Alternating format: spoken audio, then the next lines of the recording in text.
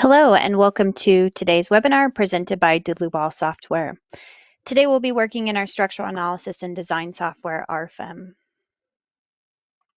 The topic for today's presentation is ACI 318 CSA A23.3 Concrete Design Updates in RFEM 6.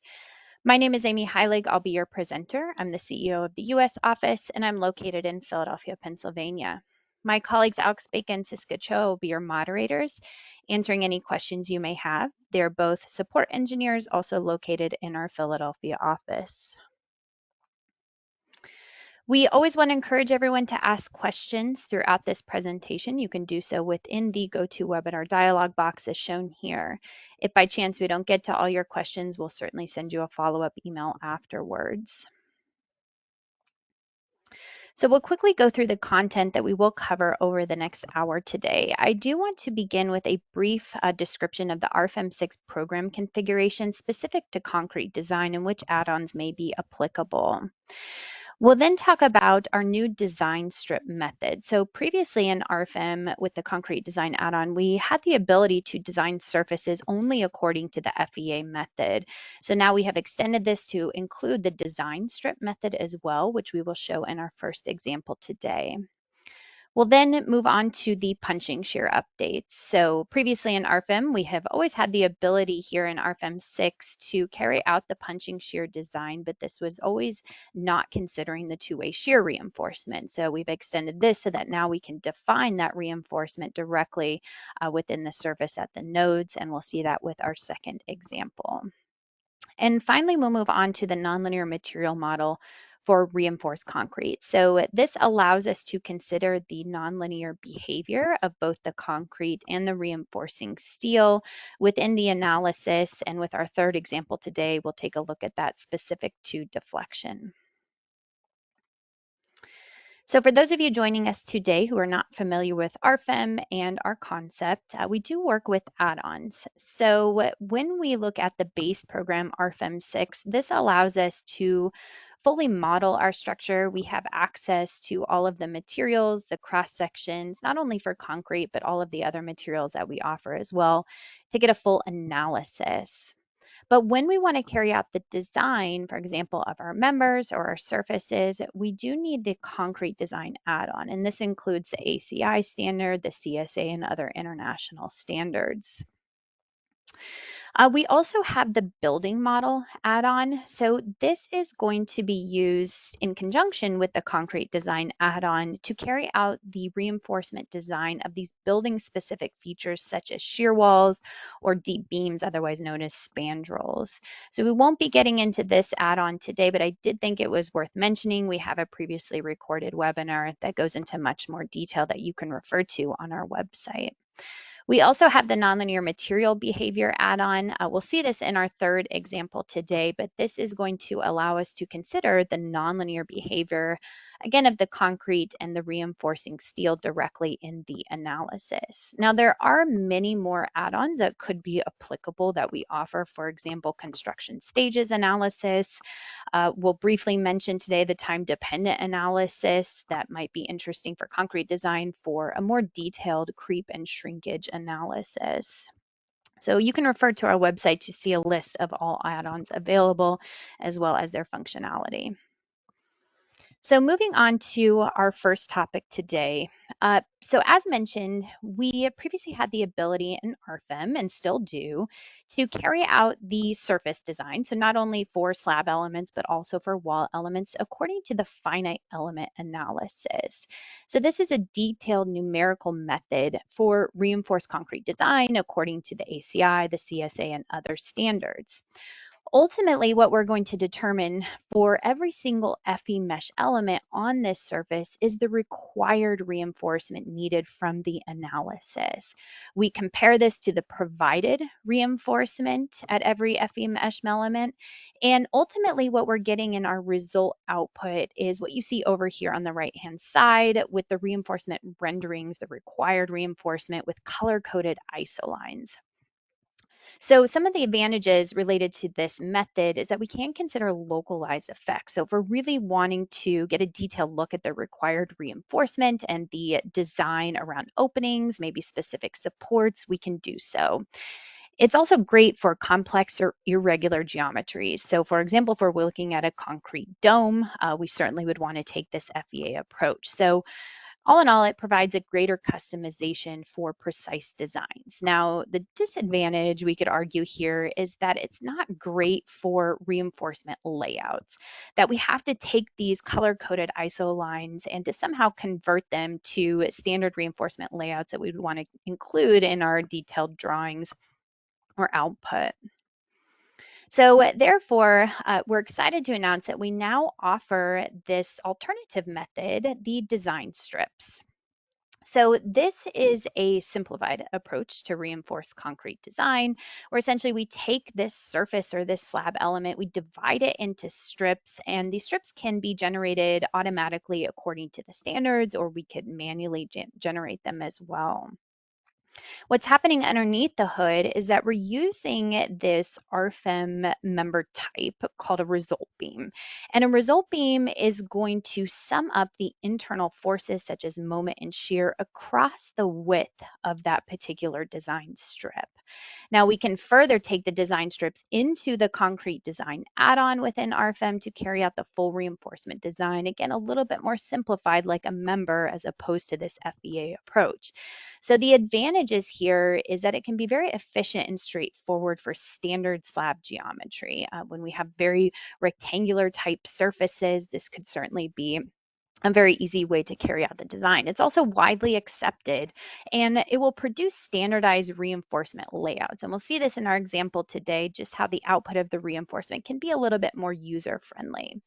The disadvantages we might want to mention here is that we assume uniform behavior across the strip width. So we're kind of averaging out or summing up those forces across the entire strip width.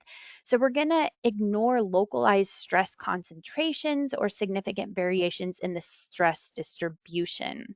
So perhaps we have an irregular slab, so we're talking about areas with complex openings, complex geometry, non-uniform loading, where maybe we really need to focus on the details at some of these locations for our surface where the reinforcement needs to be looked at a little bit more detail rather than averaging out over the entire strip width. So with that said, we will move into our first example today.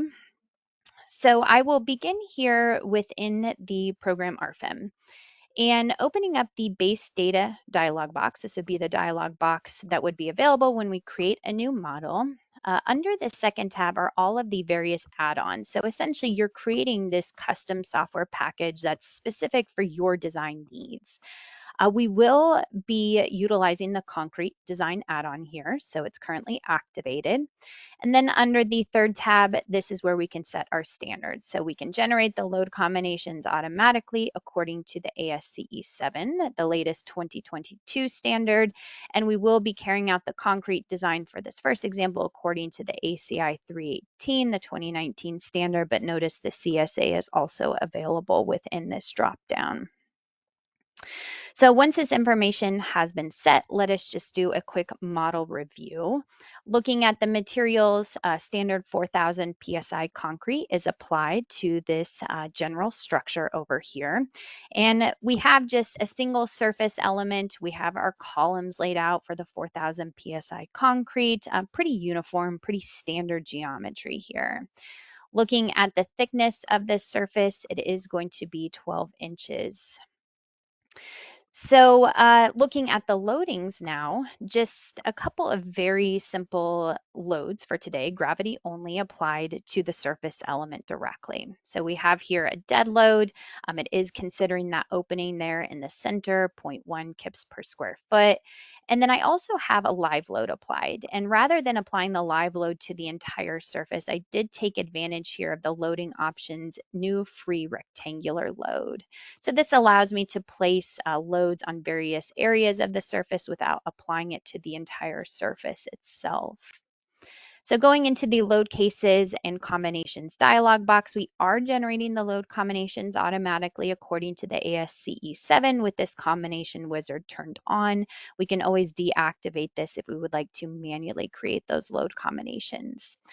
But here are the separate dead and live load cases. Notice self-weight is activated for the dead load case only. But one other thing I wanted to quickly point out here is this structure modification is activated. So this all has to do with the I crack factor that is required from both the ACI and the CSA standards to be applied to members and surfaces. So I do go into more detail in previous webinars about this topic or just general modeling, more introductory if you are interested. Again, you can find those webinars on our website. But essentially, I have already created this I crack factor to be applied to the column stiffness. You can see here the ACI can be selected directly from the dropdown. We also have the CSA standard where this bending stiffness multiplication factor of 0.7 will be applied to the columns. We also have the I crack factor applied directly to the surface. ACI is also selected here from the dropdown with the bending and torsional factor set to 0.25. Okay, so now that those structure modifications have been set, we would apply them to the load cases. Under the design situations, so we will generate two design situations according to the ASCE 7. We have our factored load combinations here that will be used for the strength limit state design once we do get into the concrete design add-on. And we also have our unfactored load combinations that will be used for the serviceability design. It's worth noting that I have also activated here that structure modification for the I crack factors only for my factored load combinations, not for the serviceability load combinations. And jumping to the load combinations themselves, very simple example today, two load combinations with the structure modification activated here for the factored load combinations, and then the unfactored load combinations here belonging to that second design situation. So now that we have done the model and loading review, we want to move forward with the generation of the design strips. And what we need to do here is to activate a building grid. So this 3D building grid will help guide the program in automatically generating these design strips for us. And it's not to be confused here with our drawing grid that we have normally set visually here to help us with modeling. But rather, under the guide objects, you will see the building grids available here where we can right-click to create a new building grid definition. Now, there are some other building grids available here that are set by default in the program, so we could certainly use and modify those, but I just created a new building grid here. So again, this is going to be in 3 dimensions, and we want to align this with the global XYZ axes here in the model. So the first grid line of this building grid in the X direction will be set at 0. And we first want to also set the origin point here. Rather than the point 0, 0, 0, I can graphically select this point in the lower left of the structure. And now we can see those coordinate points populate here. So we start off with the point 0 in the global X direction, and then I'm going to have 5 more lines spaced every 16.6667 feet. So basically you can see here these columns are laid out identically here with approximately 16.67 feet. So therefore we can create those additional lines in that direction. Same concept here for the global Y axis. Our first line will be at 0, and then we would like to have 4 additional lines at 12.5 feet. And finally, in the Z direction, we have 1 line generated at 0. And then in the vertical direction, we want 1 additional line generated at 10 feet. So I can just directly type that in here. So once we are done defining this, we see that 3-dimensional building grid laid out here. And again, this is required in order to now move forward with our second step of generating the design strips. So the design strips are created directly in the base program RFEM. We don't necessarily need the concrete design add-on quite yet to generate those. But we see here under the special objects tree, this new design strip wizard. So we go ahead and double click on this. And you'll notice that the program does ask for the building grid that we just created to be selected within this dropdown. We want to generate these design strips according to the building grid plane XY, or the plan view here looking down on the structure. And we have the ability to generate the design strips in two directions, which would certainly be something we would want to do for our reinforced concrete design of our elevated slab. But for the sake of this example, I'm only going to generate the design strips in one direction, the building grid axis X. The generated strip types will include both the column and the middle strips. So within this drop-down box here, we have the ability to generate the design strip width according directly to the ACI section 841. And this picture will dynamically update depending on which option we have selected here, but it is going to refer to the span widths in both directions, which is directly set within the ACI. We will be adding the CSA standard within this dropdown as well. Just for your information, it's identical to the ACI, but nonetheless, we will add it here within the dropdown. We can also select here based on the span width. You can see how the picture updates here to generate the width based only on the span in one direction, or we can choose user defined. So if you want to generate the same width strips throughout the structure, you can just directly input in that strip width. So moving forward with the ACI 318 today, we do want to tell the program which surface to apply this to. So we can graphically select here surface number 1, or simply type it in. We click OK, and now we see those design strips generated here. All the design strips are listed right above it in the design strips tree. So if I wanted to make any modifications to each one of these design strips, they're currently tied to the wizard. So that's why they're shown here in purple. If I wanted, I could always right click to disconnect the design strips, and that will allow me to individually modify, for example, the width of any of these design strips if I wanted to make further changes. So what's going on in the background? Well, with one of these design strips, if I double click on it, what it's essentially creating is the member type design strip here. And it's not editable. Again, that wizard has created this specific member type, but it's really doing exactly what I mentioned in the PowerPoint with the result beam. So this is another member type we offer in RFEM called a result beam. It is summing up those internal forces over the strip width and also considering the thickness of the surface here, all automated. So that's how the design strip is being generated here with that particular wizard. So if we go into the design strips dialog box here, again, these were all created by the wizard. If we wanted to create additional design strips, we could in the lower left-hand corner. This allows me to set the strip width individually. I could then graphically select the line. So we must have the line drawn across the surface to assign this design strip to, as well as the relevant surface. So that is an option here if perhaps the wizard didn't capture all the design strips that we wanted for our particular surface.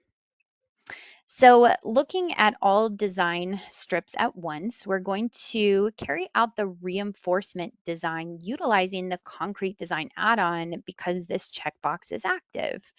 So we then have this second tab available to us here.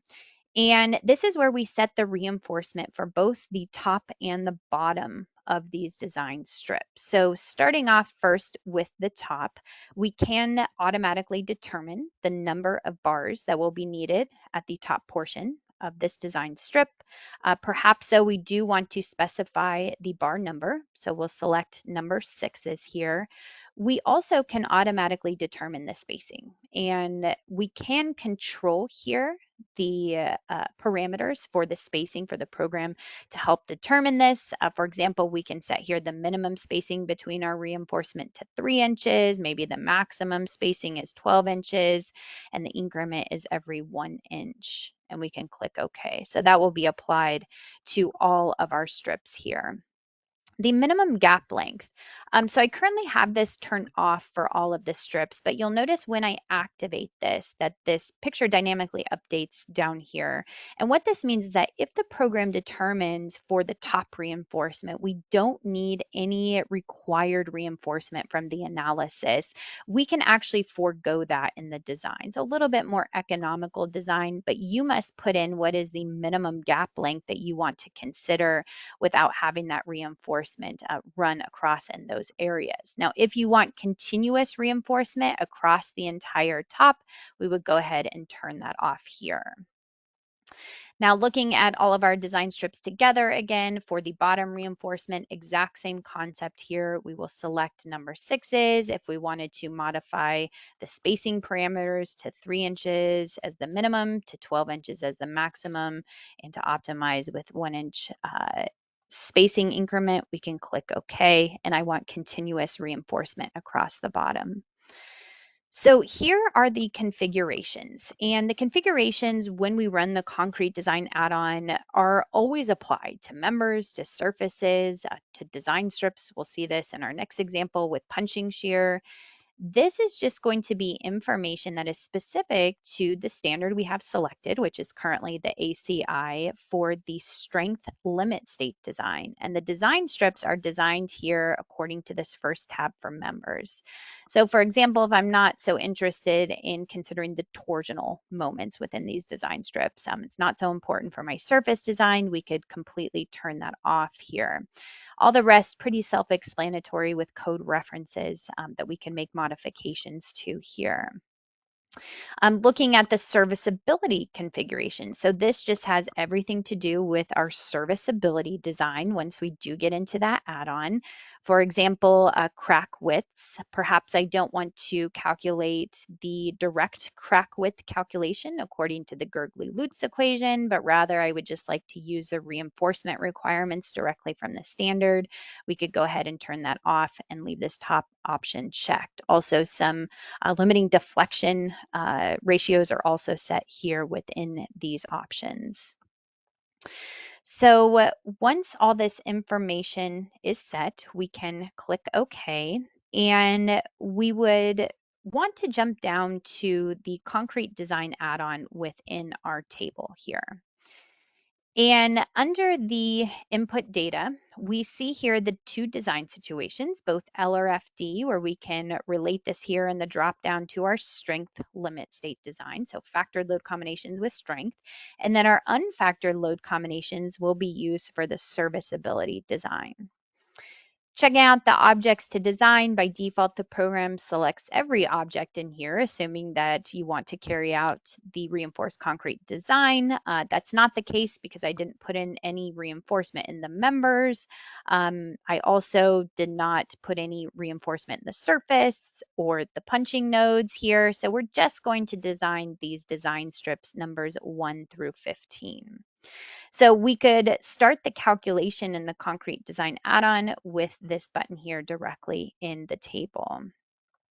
I will jump to an already saved model. It doesn't take very long to solve, but just regardless of the sake of time, we'll jump over to the calculation already solved here. So once this calculation is complete, let us take a look at first the analysis. So we can take a look at our factored load combination here, the dead plus the live load. And we have a new tab available in our navigator over on the left where, for example, we can view the analysis results such as the deformation. But we're really interested in those design strips. So remember, we're technically treating these as members running along the length of the slab here. So therefore, we can activate the member internal forces for the entire model.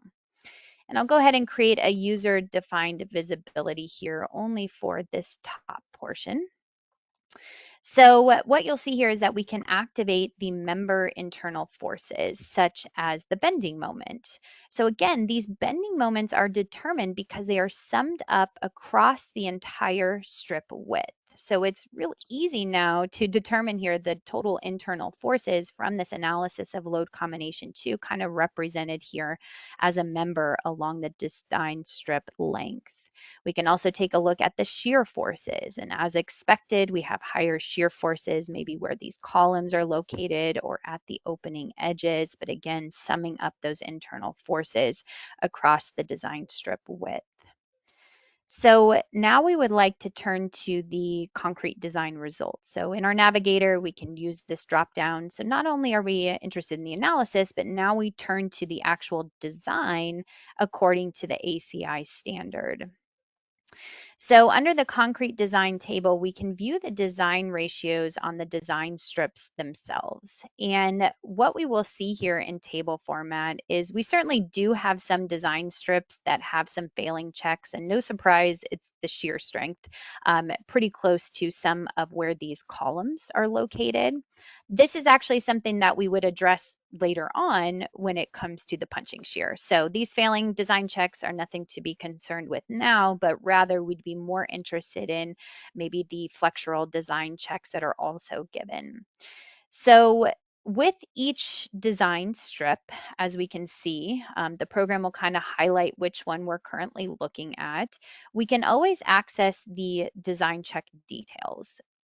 With the design check details, we can zoom in here. This is going to show us the formulas line by line and ultimately how we have calculated this design ratio for this particular strip. All the information is also shown in table format, and we can even pull open a cross-section view here of that strip to view the reinforcement at the top in tension, and we can also see the reinforcement at the bottom in, the reinforcement at the top, yes, in tension, the reinforcement at the bottom in compression at this particular area likely located over our column. So that's a little bit about the table options that we can view here for our results of the design strips. Keep in mind that everything is also visible to us here graphically. So we can activate here the strength limit state checks directly within the model here to see the design ratios along each one of these design strips. We also can view here the reinforcement. So again, referring back to the PowerPoint, this was a huge advantage of the design strips over the FEA is the output of the reinforcement. So let us take a look at what this looks like both graphically and in table format. So rather than viewing the design checks here, I'll go ahead and turn those off and we'll rather focus on the reinforcement. So if we activate the reinforcement here, and I'm actually going to choose one of these design strips and we'll choose the visibility based only on this particular design strip here. Let me cancel out this visibility. We'll try that one again. Okay, so what we will see here for it, and it's still not activating, give me 1 second. What we want to see here is the required longitudinal reinforcement specific for this design strip. So we can also jump down to the reinforcement on the design strips in table format. And the one that I'm most interested in is number 14 here. So with this particular design strip running between these two columns, we can activate the required longitudinal reinforcement for the top of this design strip. So we can see here based along the length what the required reinforcement is, and with that we can overlay here the provided reinforcement. So the whole goal is that we have the provided reinforcement is greater than the required reinforcement. And in table format, under the reinforcement on design strips, we can see here that 7 number 6s are provided for this particular strip. Taking a look here at the bottom reinforcement instead. So again, we see the required reinforcement from the analysis displayed graphically here for design strip number 14. And we want to overlay on this the provided reinforcement This is also 7 number 6s that the program has determined. We can see that this value is greater than the required reinforcement. So everything looks quite good here. Again, if we cancel out of this visibility mode here, we're going to see all of the number 6 bars, the numbers, the spacing that has been generated by the program automatically with the strip design. Also, material takeoff is available in this table format that we could export directly to Microsoft Excel with this button here. Okay, so that is a general overview then of the new design strips and how we can carry out the design according to the ACI or CSA standards. We're now going to turn to our second example to discuss punching shear. So with the punching shear design, we are referring to the ACI 318, section 22.6 for two-way shear strength. When it comes to the CSA, we're referring to clause 1332 for one-way and two-way shear. So as I mentioned earlier, we have carried out the punching shear design for quite some time in RFEM and the concrete design add-on, but we were only able to do this without the shear reinforcement considered, without that two-way shear reinforcement. So we would just flag you as a user if the strength of the concrete alone was not sufficient, but had no way to really address that further without the input of the shear reinforcement. But now we have that ability to define that here at the punching shear nodes. The reinforcement options do include vertical bars or stirrups, but we also have the headed shear studs, and we'll continue to add more options within the reinforcement dropdown that we'll see in just a minute in our example. The punching shear design is carried out for columns that frame directly into our surface or walls. So the wall ends can also be considered for punching shear.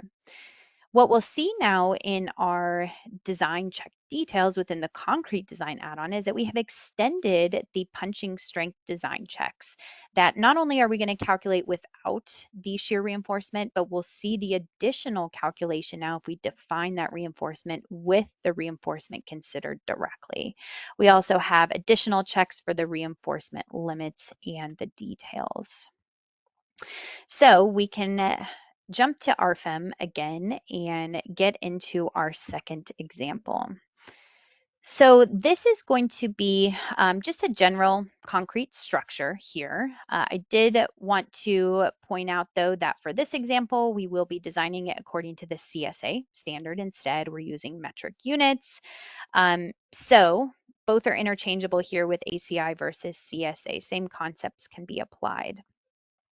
Looking at the model, I did want to quickly review the materials. So we have 40 MPa compressive strength defined for all of our surfaces, our wall elements here, and our columns. Looking at the thickness of the top slab here, this is going to be 250 millimeters thick. You'll also notice that within the modeling workflow, we have a lot of strange symbols shown here. So I wanted to clarify what those are.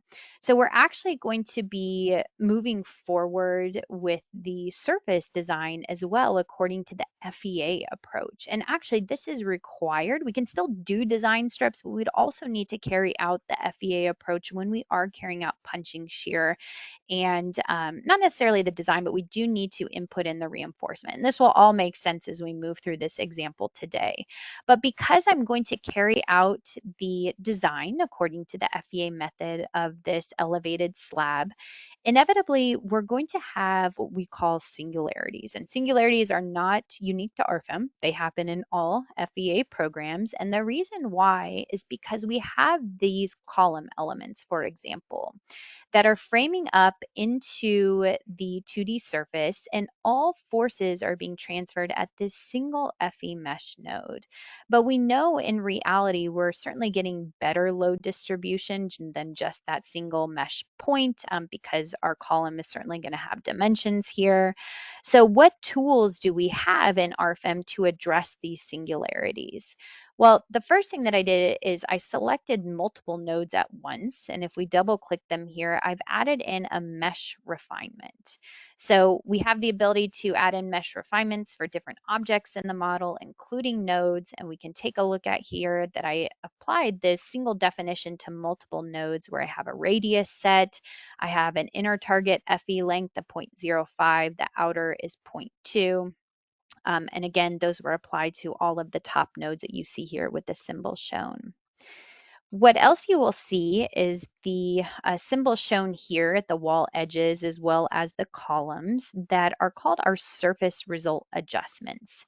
And these are given here under the special objects tree. We can see the surface result adjustments listed. I just created one definition type to begin.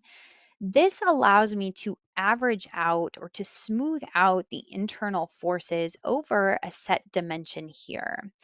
So this is actually considered when we take this into the concrete design add-on, that we can average out the moments, the shear forces, whatever we want over this dimension of 0.75 meters by 0.75 meters. Again, this just helps with those non-realistic singularity issues where these elements are framing into the 2D surface. So we create one definition and it can be copied multiple times to different locations here on our elevated slab. If we're curious to see the generated mesh, we can go ahead and calculate that quickly. Again, taking into consideration the FE mesh refinements, we see everything is generated by the program automatically and where those FE mesh refinements are taken into consideration. So I'll go ahead and turn off here under the types of nodes, the mesh refinements. I'm going to also turn off the surface result adjustments and the mesh all graphically, just so that we get a nice clear picture here of the model within RFEM. The final thing to quickly cover is just the loading. And this is really identical to what we saw in the previous model. We just have a simple dead load applied here of 3 kilonewtons per meter squared. And then I also have a live load of 6 kilonewtons per meter squared, again, applied to the entire surface here. The load combinations are generated according to the NBC standard. We have here our factored load combinations in red. We have our unfactored load combinations in green. That I crack factor was also applied to this structure. So again, no need to review that again because it is the same as example number 1. Now we have activated the concrete design add-on. So when I double click on this elevated surface, you can see here the design properties is activated. We will carry out the design of this surface, which gives me some additional options here to input in the reinforcement directly for this elevated slab. So again, I'm just going to briefly cover this. The previous webinars will go into much more detail on how to define here member and surface reinforcement. But as a brief overview, we can input in the concrete cover, and then you can see within the drop down here, I have applied this reinforcement. So again, kind of taking this FEA approach rather than the design strips. We have 25 bars spaced at 0.15 meters for both top and bottom and in both transverse directions. This is applied to the entire surface here. The reinforcement type is set to rebar, but we also offer the welded wire mesh options. Stirrups are also available here, but I think most of us try to avoid the stirrups with any type of surface design, and we will address the shear in this example a little later on with the two-way punching shear reinforcement that is not defined here within the surface. So again, this is strictly for the surface element itself. So now that we have input in that reinforcement, let us take a look at these nodes at the top level.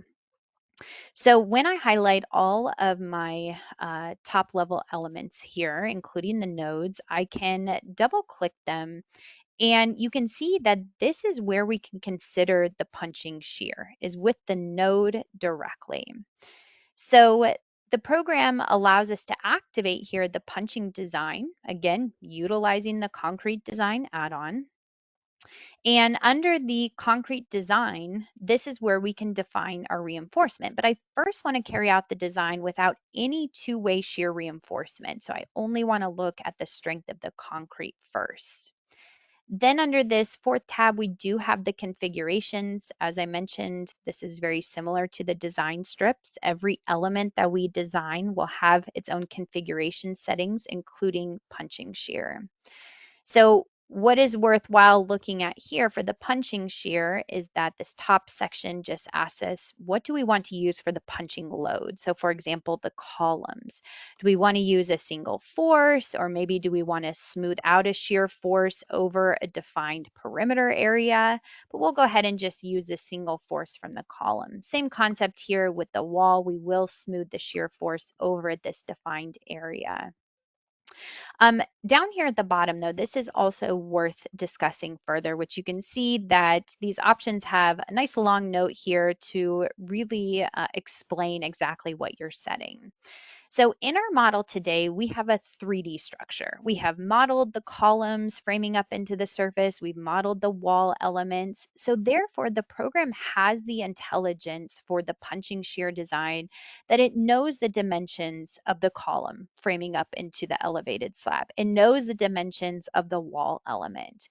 If we were modeling here instead a 2D slab element, so we just have our slab element directly modeled in RFEM, and we're representing our columns with nodal supports or our walls with line supports, then we would want to take advantage of these settings down here at the bottom. This allows us to input in what is the dimensions of the loaded area for the punching node type column, or for example, the wall element, we would need to give the wall thickness. So it's only if the program doesn't know this information from the 3D model. If you do have a 3D model and you activate this information and input this in, it will override what is modeled here back in RFEM. So it won't necessarily refer to the physical object, but rather it will refer to these user-defined options here. But because we have a 3D model, we'll go ahead and leave these options off for today. So once we are done with these configuration settings, we are now ready to carry out the design. So we'll go ahead and click OK through these dialog boxes. And under the concrete design here, exact same workflow as what we saw before. We're relating our factored load combinations in that first design situation to the ultimate limit state design according to the CSA. And we have our serviceability or unfactored load combinations for our our serviceability design situation for our serviceability limit state. Under the second tab, again, the program just assumes we want to design everything. We don't want to design the members here. I'm not designing all surfaces, but rather I only want to design surface number 4.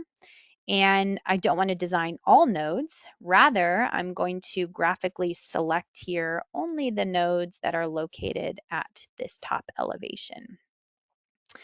Okay, so now that this input is done, we can go ahead and run the design. So notice that the program will go ahead and calculate the load combinations for the analysis back in the main program first.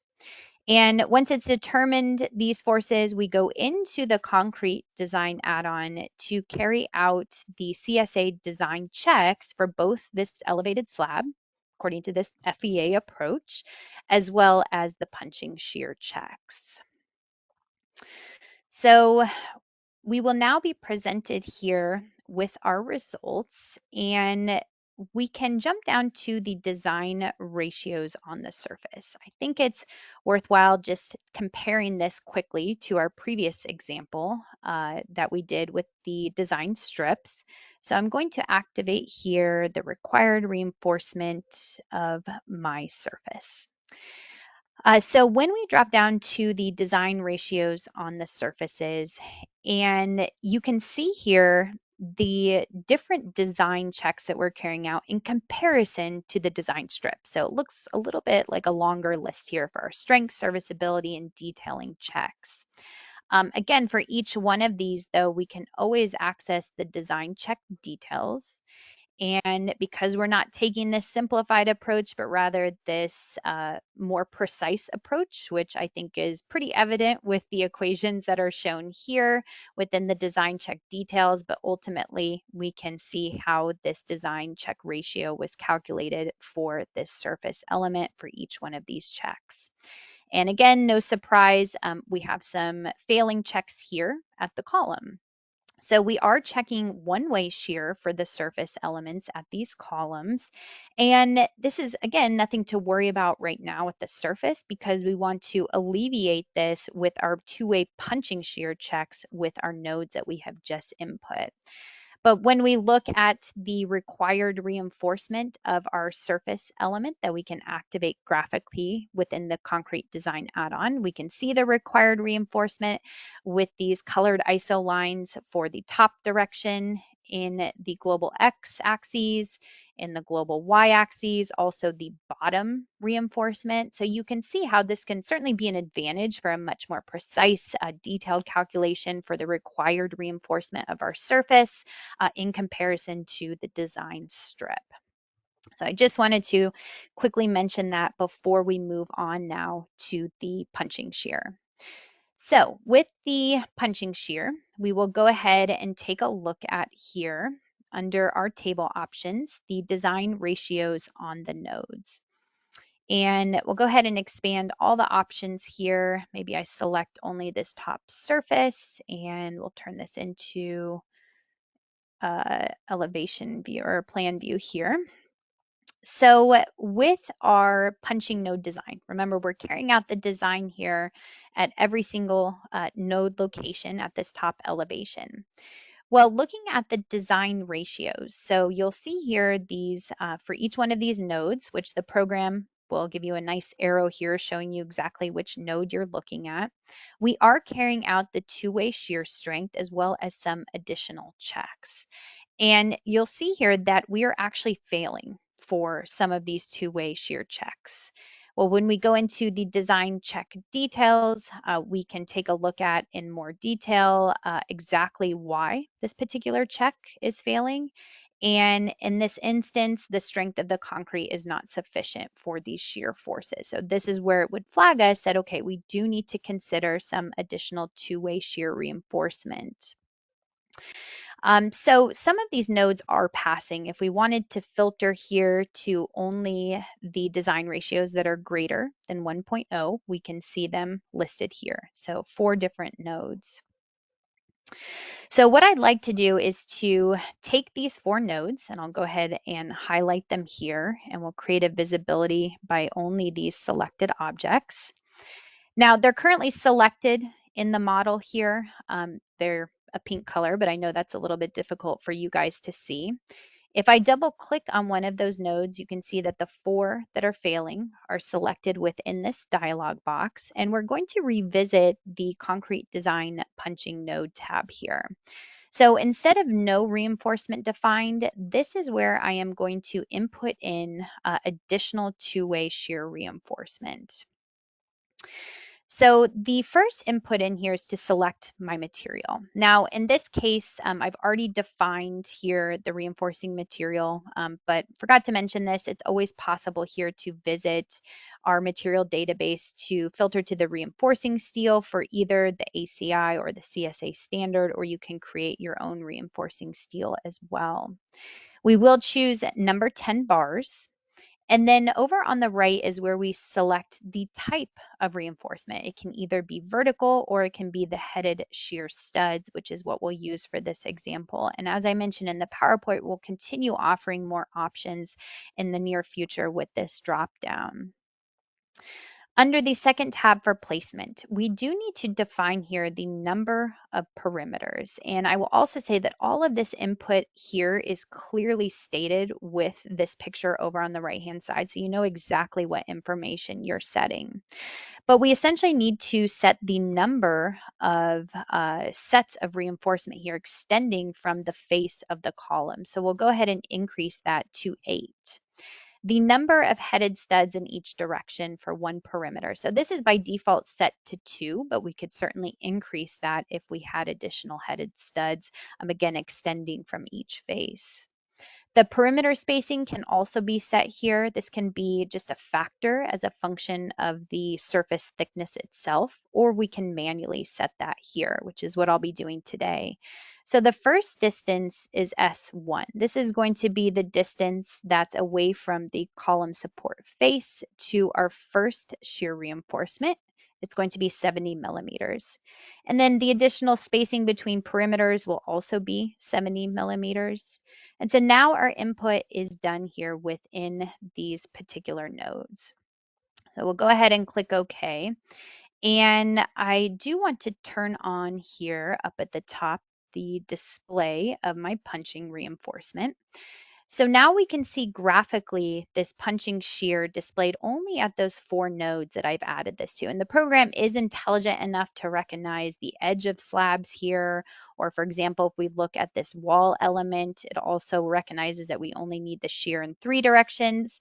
Alternatively, if we were to place shear reinforcement at this single column here, we would see that extend in all 4 directions. So now that the input for the two-way shear is carried out, again, directly through the nodes, we want to redesign here within the concrete design add-on. So I'll go ahead and run this calculation. We don't need to rerun the analysis. So those analysis results are already set. The only thing that we're doing now is considering this two-way shear reinforcement for our punching shear checks. Now that this is done, I will also mention too that if we look at the design ratios on the surface, this is unchanged. We still see these high design checks here where the column is framing into the surface itself. Again, this is one-way shear that it's checking. We do plan to link the punching shear results with the surface results so that the punching shear will supersede these one-way design checks, and we may no longer see that failing check here. So they're not quite linked yet, but that is something that we plan to do in the near future. Okay, so let us drop down now to the design ratios on the nodes, and what we should see now are all of our ratios are now passing for each one of the nodes that we have designed here at this top location. If we click here graphically to this particular node, which includes the column framing in at the edge, we can see that what previously was failing for this two-way shear strength check is now much lower. 0.218. So perhaps we could optimize our shear reinforcement further to get a little bit higher design check.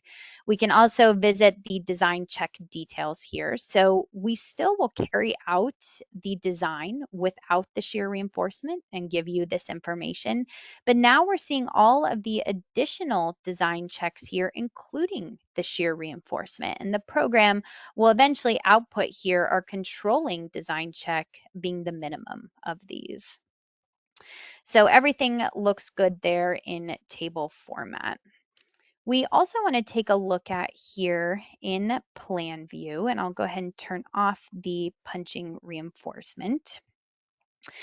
That back under the results in graphical view, rather than looking at the design checks, which we certainly could activate here for punching shear, let me create a user-defined visibility for only this top surface. And we want to display here the reinforcement on the nodes that includes the punching shear. So here is the required reinforcement from the analysis that the program's telling you that at these 4 nodes, which we were already aware of, we need additional punching shear reinforcement. Well, then we can toggle to here the provided punching shear reinforcement. And as we'd hoped, the provided is greater than the required, which is why we are now passing these design checks. There are additional design checks here beyond the two-way shear strength that are going to utilize the longitudinal reinforcement that we set for our surface. So this is why I mentioned we input in the surface reinforcement at the beginning of this example, because that reinforcement is also used for punching shear checks. And we can see all of those available here in table format. But looking at the required longitudinal reinforcement here for punching shear in both directions at the top of our slab, we get the required reinforcement in color-coded ISO lines here also for these nodes. And if we toggle here to the provided reinforcement, we want to ensure that this is greater than the required longitudinal reinforcement. If it's not, then we would want to go back into the surface element directly and maybe specify additional longitudinal reinforcement only at these locations where we're carrying out punching shear.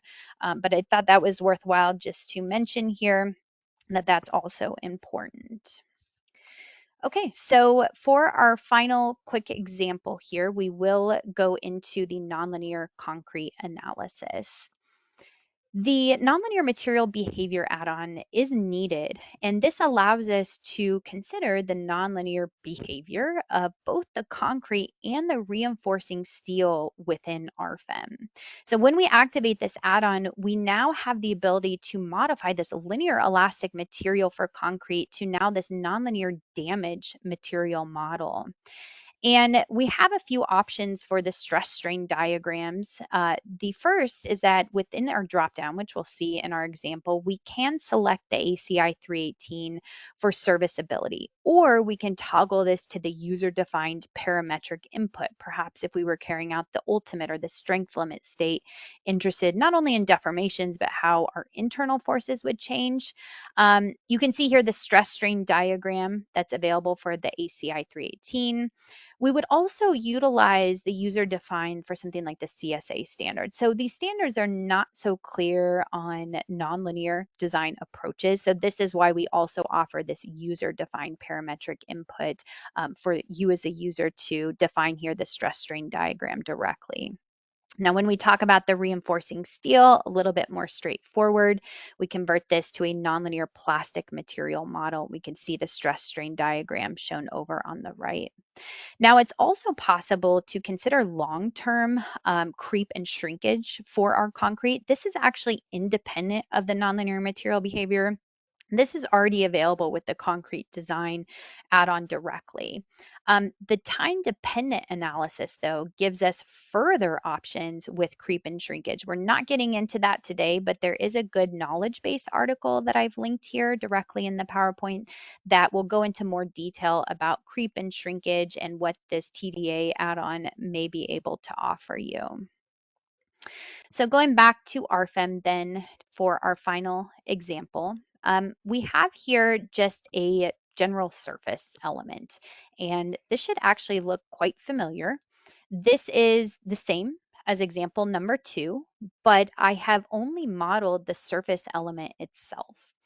And what you'll see here is I'm representing the walls with a line support. And a cool feature in RFEM for our line support option is we can go ahead and set here a stiffness via fictitious wall. So under this second tab, we can input in the wall dimensions, the wall material, how it's connected to the surface, and the program will automatically calculate the support spring stiffness for these various degrees of freedom and apply that directly to this line support. It's the exact same concept here for the nodal support. So I haven't actually modeled these columns here in the program.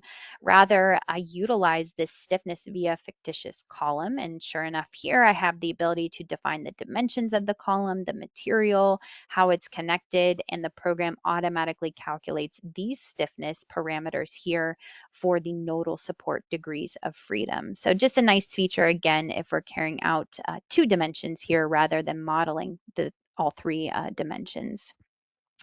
This particular example, we moved back to the ACI and imperial units, but again, everything is possible with the CSA as well.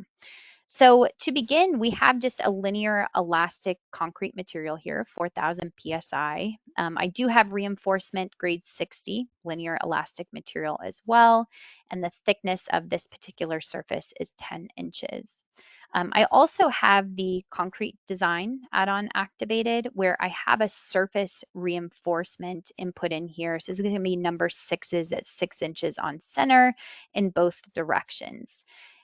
So If we go to the nonlinear, to the base data here under our name of our model by right-clicking, we have under the add-ons the nonlinear material behavior. So we'll go ahead and activate this add-on within the model. Maybe just quickly to mention too, before we get into the materials, just quick loading. Again, this was identical to the previous example, just with a simple dead plus live load. We also have just only the unfactored load combinations considered here for deflection checks. So now that we have activated here the nonlinear material model, we're going to take a look at here only the materials under the material dialog box. So we can go ahead and edit those. And we have here the 4000 PSI concrete linear elastic. So what I would like to do here is to make a copy of this. And because we've activated the nonlinear material, we now have the anisotropic damage material model available to us.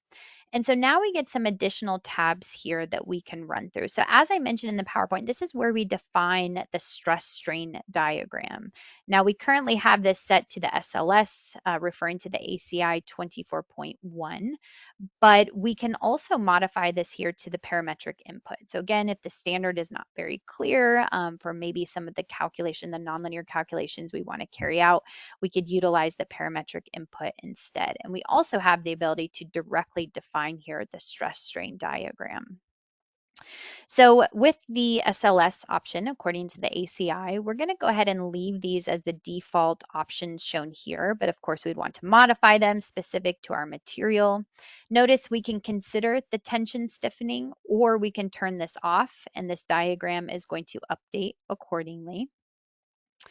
Under the stress strain diagram, this is where we can see these values output in table format. And we can also hold the control key down on our keyboard and use our mouse wheel here to zoom in to our diagram if we'd like to see this information in more detail.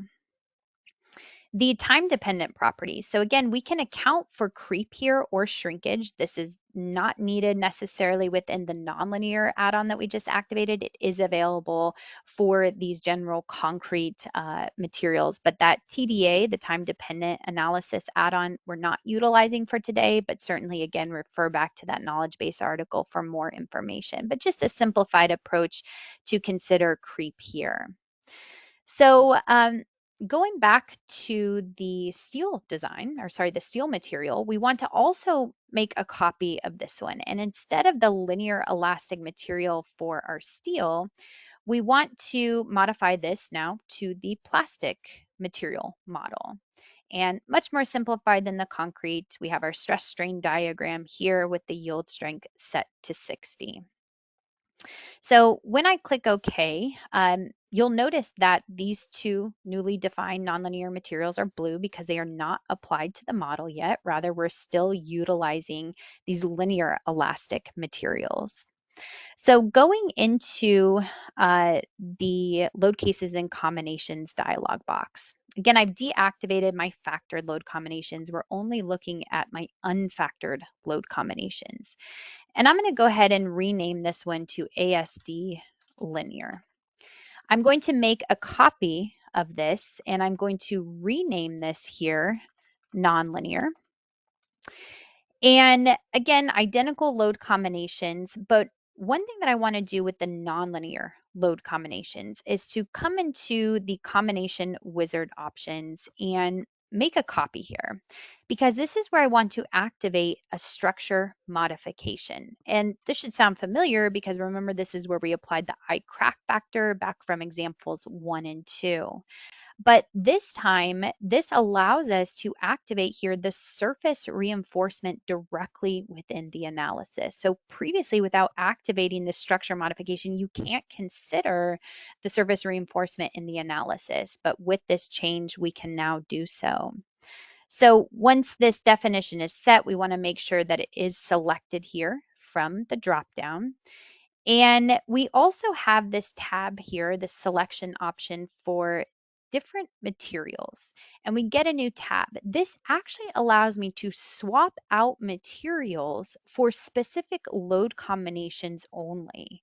So in my nonlinear load combinations, I'm going to take that linear elastic material and I'll swap it out here for the nonlinear concrete material. And my linear elastic steel, I'll go ahead and swap this out for the plastic material model for steel. But for my linear load combinations, I'm still going to use the linear elastic material. So this is a really cool feature in the sense that we don't even have to use it for something so complicated as nonlinear. But let's say we're trying to compare a structure of 4,000 PSI concrete versus 5,000 PSI concrete. We can actually swap out those materials for only some load combinations versus others, compare the results without having to build two separate models. So that's the purpose of this checkbox here. Under the load combinations now, we can go ahead and toggle to this. We see here our linear load combinations listed, and then we also have our nonlinear load combinations with that structure modification set. The additional thing that we need to make here is the static analysis change to take into account that creep that I have just activated for those nonlinear materials. So when this is done, we can go ahead and click Calculate All, and the program will cycle through both our linear analysis as well as the nonlinear analysis. And what we can compare immediately is the global deformations. So when we turn to the dead plus live load here, we see the max deformation of our slab as 0.183. But then we can drop down to toggle to the dead plus live for the nonlinear load calculation. And we see here a new deformation of 0.417. Again, considering the reinforcement in the analysis, considering the nonlinear behavior, the creep, you can see how different our deflection could look for those analysis results. Now, currently, the nonlinear capabilities of the concrete is not linked quite yet to the concrete design add-on.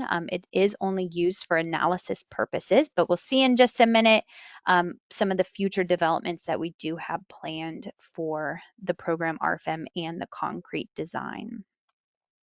So we'll go ahead and conclude our webinar today just to briefly mention some of the future developments. So we will very soon release the design strip twisting moment consideration MXY. So currently those design strips are only considering moment in the one direction, the length of the strip itself, but we will have an additional option to also factor in the twisting moment. Again, that's a high priority that will be released soon.